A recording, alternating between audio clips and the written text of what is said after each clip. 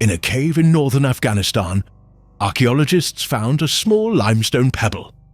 On it, carved by an unknown hand around 15,000 years ago, is a human face. No one remembers who carved it, but this tiny pebble is one of the oldest portraits in all of Asia.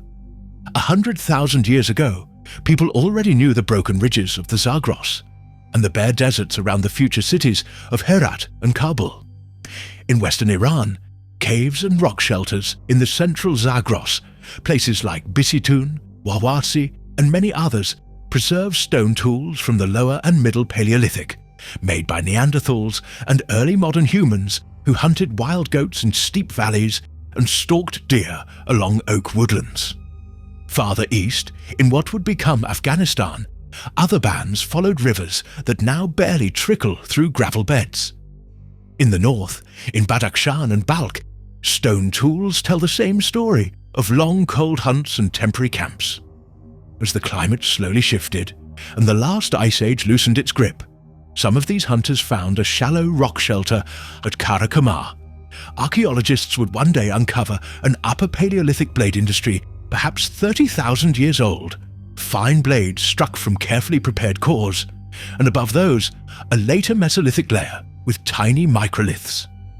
Not far away, in another rock shelter at Akukupruk, a different kind of object lay buried beneath thousands of stone flakes. Someone, near the end of the last ice age, picked up a small limestone pebble and incised a human face onto it. Radiocarbon dates from the associated layers put this tiny portrait among the oldest pieces of portable figurative art known in Asia.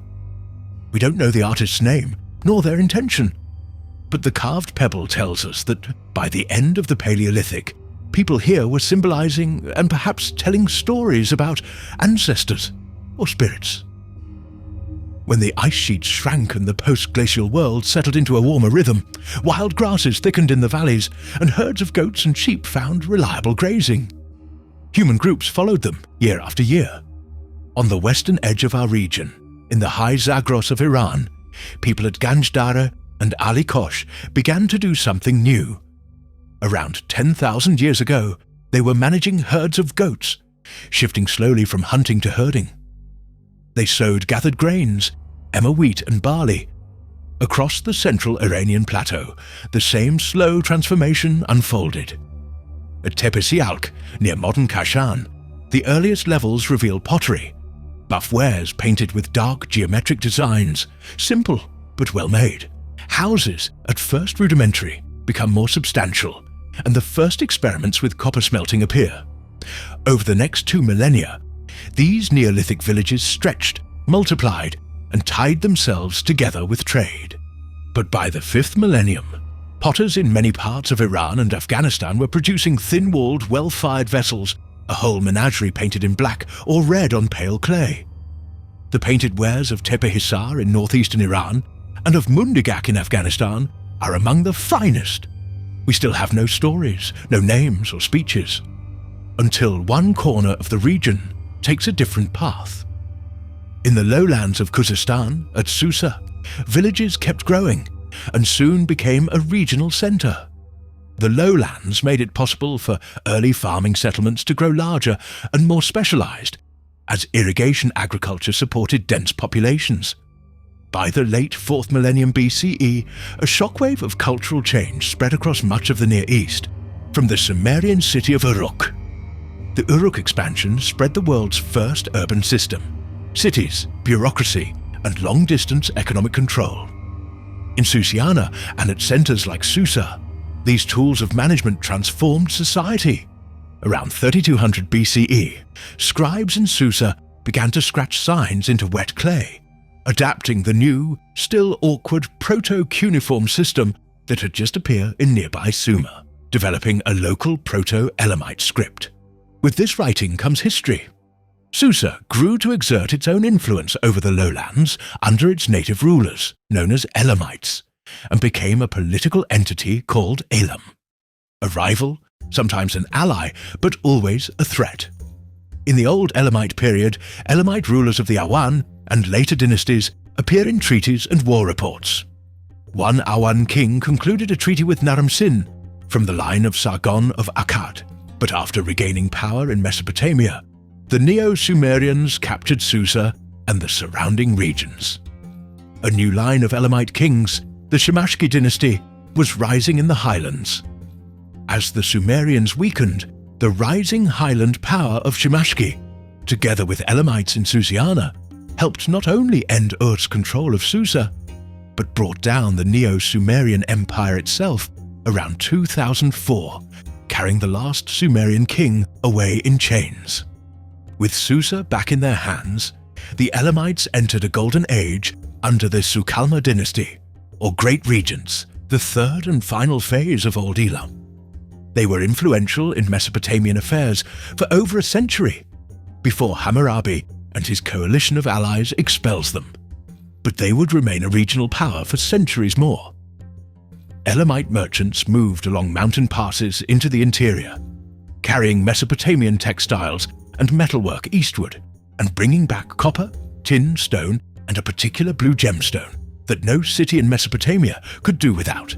Lapis lazuli came from high mountains far to the northeast, from Badakhshan in what is now Afghanistan. To get there from Susa, traders had to cross the Iranian Plateau. Clay tablets in the Proto-Elamite script have turned up at Tepe Yahya in southeastern Iran, and at Sialk itself, written tallies to keep track of goods. If we only follow cities, we miss one of the most persistent forces in this region, the politics of the mountains. Among these Bronze Age groups are highland peoples often labelled by outsiders, with names like Lulubi and Gutians. The mountains repeatedly generated military pressure and provided refuge for these raiders. The Gutians contributed to the collapse of the Akkadian Empire, and later briefly dominated parts of Elam. Later, in the second millennium, a third group, the Kassites, emerged from the Zagros as another major factor. After Hammurabi's Babylonian Empire fell, the Kassites took advantage of the power vacuum and ruled Babylonia for 400 years, one of the longest dynasties in Mesopotamia. While Elam was writing and fighting on the western edge, a different kind of civilization was taking shape along the Helmand River to the east. At Shahr-i Sokhta, meaning burnt city, in today's Sistan, a Helmand culture settlement founded around 3200 BCE grew rapidly into a large, carefully planned city, soon occupying over 100 hectares, public buildings on raised platforms, and an enormous cemetery spread over the plain. Fine painted pottery, stone gaming boards, carved lapis beads, and even an artificial eye and a skull with evidence of trepanation speak of a complex society with artisans, priests, perhaps administrators. Upstream, across the modern border in Afghanistan, Mundagak became the Helmand culture's chief city on that side.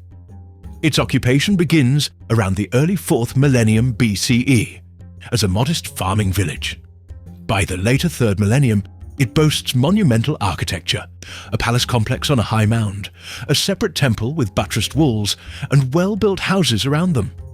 Its material culture links it to both the Iranian Plateau and the pre-Harappan cultures of Baluchistan and the Indus borderlands. Other sites, Sahid Kala Tepe, Dehmarasi Gundai, and settlements in the Sistan Basin, share the same Helmand pottery and building styles. West of Helmand, in the valleys of Kerman, around the Halil Rud, another cluster of settlements produced a different but equally distinctive art, part of the Jiroft culture. At Jiroft and nearby Konasandal, thousands of carved chlorite vessels, some found, many sadly looted, display intricate scenes. Eagle-headed beings or snakes twined around stylized trees. Workshops at Tepe Yahya show that such chlorite vases were manufactured in southeastern Iran and exported widely. Cuneiform texts from Mesopotamia mention a rich eastern land called Mahashi, famed for gems and carved stone.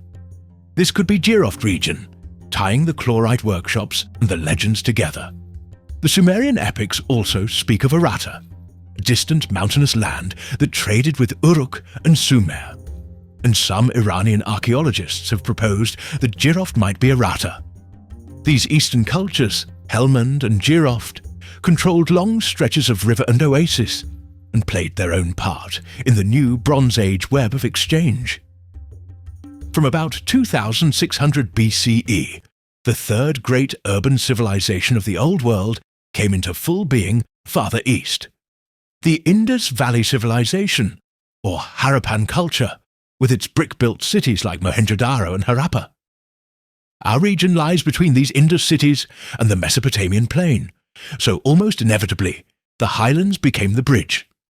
Mesopotamian texts from the Akkadian and Neo-Sumerian periods list three main sources of foreign goods: Dilmun, present-day Bahrain, Magan, or Oman, and Meluha, the Indus region. On the Afghan side of the mountains, a small settlement called Shortugai, on the Amu Darya in modern Takhar province, preserves the Harappan's northernmost outpost. Founded around 2000 BCE, Shortugai was a true Indus colony. Its position, close to the lapis mines, was to secure access to the bluestone for export back to the Indus and beyond. Meanwhile, somewhere near the junction of the Coast and Sai valleys in northern Afghanistan, farmers ploughed up something remarkable in 1966.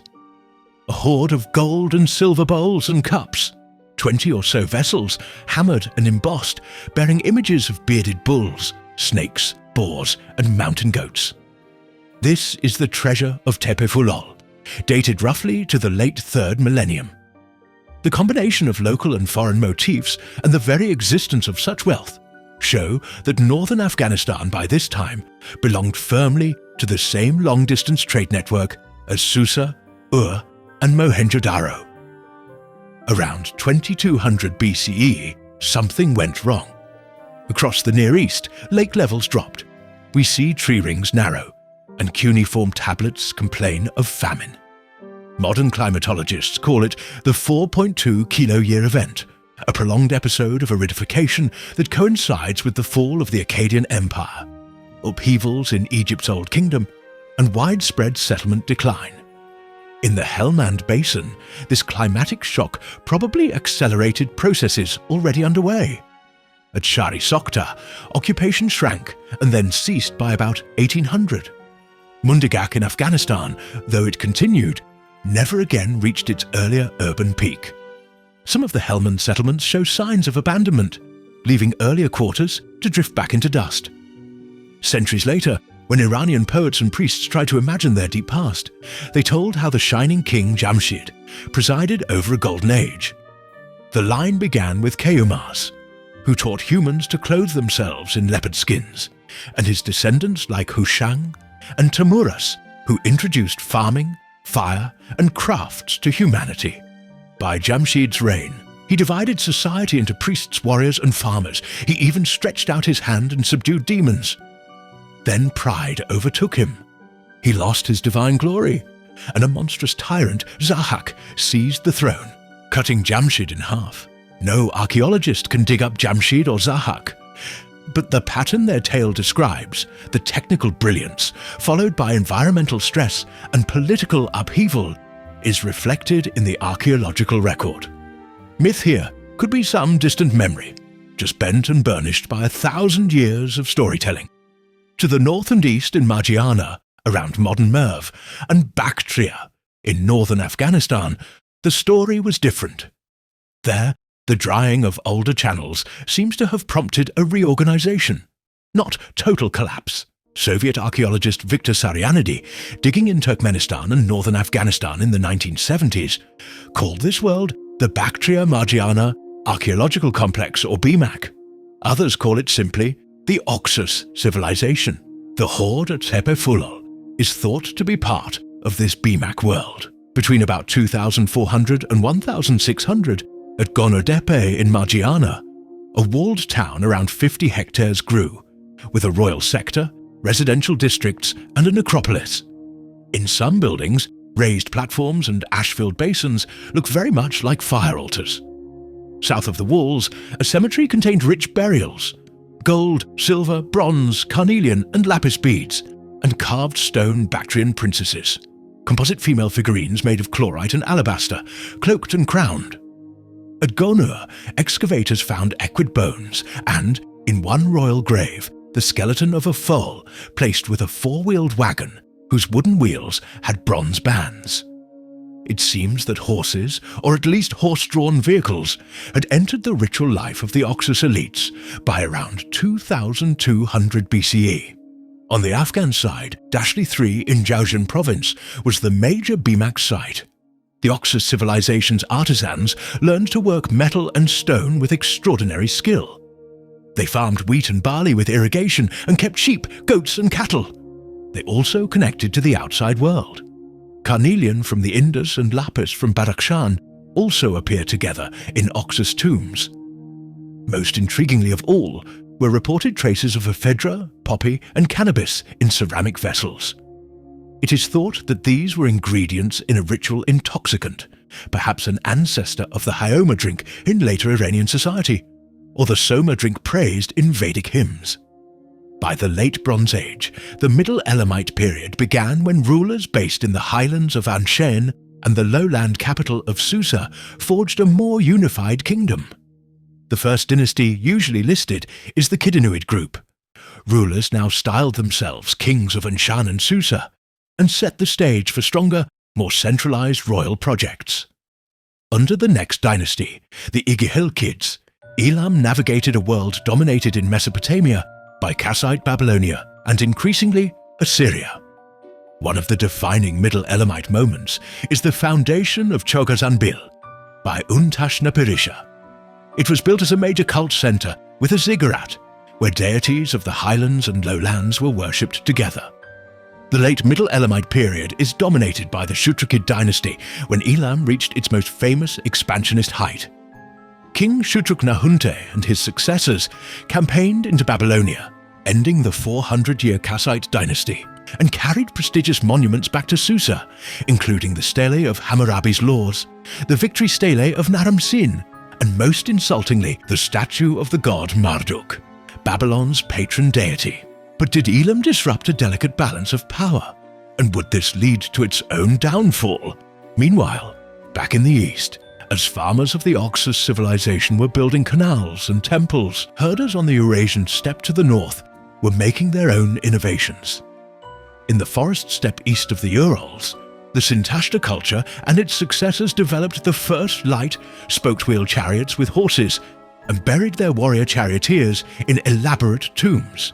Many scholars regard these steppe communities as the origin of Proto-Indo-Iranian languages, ancestors of both the Indo-Aryans who entered India and the Iranians who remained further west. By the Late Bronze Age, during the 2nd millennium BCE, groups associated with the broader Andronovo horizon, which formed an Indo-Iranian continuum across a huge area, expanded south from the smaller Sintasha homeland towards the oases and mountains. They brought with them a pastoral economy and their languages. This brought the steppe herders in direct contact with the settled populations of Bactria and Margiana. In some places, Andronovo-style ceramics and burial customs appear alongside BMAC architecture, suggesting coexistence. But in others, fortified Oxus sites show signs of destruction or sharp change, so not all integration was peaceful. In yet others, Oxus traditions simply fade, replaced by the handmade pottery and hilltop forts that archaeologists associate with the Yaz culture, the post-BMAC oasis tradition with strong Andronovo and steppe assimilation. Some Andronovo migrants had split earlier, and contact with the BMAC was less genetic and more linguistic. And this stream became the Indo-Aryans. They moved further east and into the Punjab. Their hymns, preserved in the Rig Veda, remember rivers in Afghanistan like the Kubar, the Haraksvati and others, and perhaps their poets composed some of their verses in or near Afghan valleys before entering India. Another stream stayed in or returned to the Plateau and the Central Asian oases. These became the Iranians. As the Oxus civilization declined after 1700 BCE, the Yaz culture continued into the Iron Age. Yaz I, the earliest phase, is thought to be the common archaeological ancestor for the Iranian peoples. Yaz had almost no formal burials, quite a contrast to the rich BMAC graveyards. It's thought that the dead were left to corpse exposure rather than burial.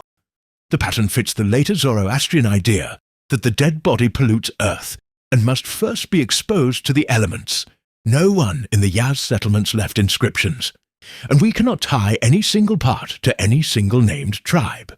Yet when later written sources speak of Eastern Iranian peoples, Bactrians, Sogdians, their homelands often coincide with the distribution of Yaz sites and their successors. Somewhere in this early Iron Age landscape, either in eastern Iran or Central Asia, a religious reformer, later known as Zarathustra or Zoroaster, preached a new way of understanding the world. The Avesta, the Zoroastrian sacred texts, give him no direct dates. Avestan was one of the two attested branches of Old Iranian. Zoroaster's hymns, the Gathas, suggest a world of clan chiefs, cattle herds, and struggling farmers. Society seems divided into priests and warriors, as raids and counter-raids disturb the peace of the pastures. Against this backdrop, the prophet Zoroaster proclaims that behind the many gods stands one wise lord, Ahura Mazda, creator of all that is good. The Devas, a word which would come to denote the good gods in Indo-Aryan tradition, were cast as false, demonic beings. He speaks of a cosmic struggle between truth, or Asher, and the lie, or Druj, in which each human choice you make has weight. Fire also becomes a central symbol of purity and truth. Later tradition says that Zoroaster gained the patronage of a ruler named Vishtaspa, sometimes identified with a Bactrian or Eastern Iranian king. Under Vishtaspa's protection, the new doctrine spread among Eastern Iranian tribes. It is tempting to see Zoroastrianism solidified in the Yaz culture. Some scholars have even argued that even the Bronze Age Oxus civilization was already Proto-Zoroastrian. But it seems very likely that the religious world in which Zoroaster lived and reshaped grew out of the fusion of steppe Indo-Iranian beliefs with the ritual traditions of the Oxus oases and Iranian Plateau. While Eastern Iranians were cultivating their oases and listening to new hymns, other Iranian-speaking groups pressed westward into the Zagros and Central Plateau. The common word Arya, which Iranians used to describe themselves, eventually gave its name to the land. From Old Persian, Arya, comes Middle Persian, Iran, and by New Persian, Iran, land of the Aryans. As these tribes settled and fought, they began to weave their memories into stories. Centuries later, these stories would be collected and reshaped into the great Persian epic, the Shahnameh. In the epic, Zahak the usurper continued his reign of chaos, but was overthrown by the hero Feridun and the blacksmith Kaveh, and order was restored. Feridun then divides the world between his sons. To Salm, he gives the west. To Tur, the northeast lands beyond the Oxus, known as Turan. To Iraj, the beloved youngest, he gives the central realm, Iran. But jealousy overcomes Sam and Tur, and they murder their brother, beginning an unending feud. These wars, fought by heroes like Rustam on the Iranian side and Afrasiab, the king of Turan, likely echo the conflicts between settled Iranians and the nomadic tribes of Central Asia in the early Iron Age. By the end of those tales, a new royal line, the Kayanian dynasty, emerges in Iran's legendary history. No one would mistake these tales for reality, but they preserve the sense Iranians had of inhabiting a central land ringed by rivals. In the centuries to come, these valleys and plateaus would give the world the Medes, Persians, and others. Back in the west, Susa is captured.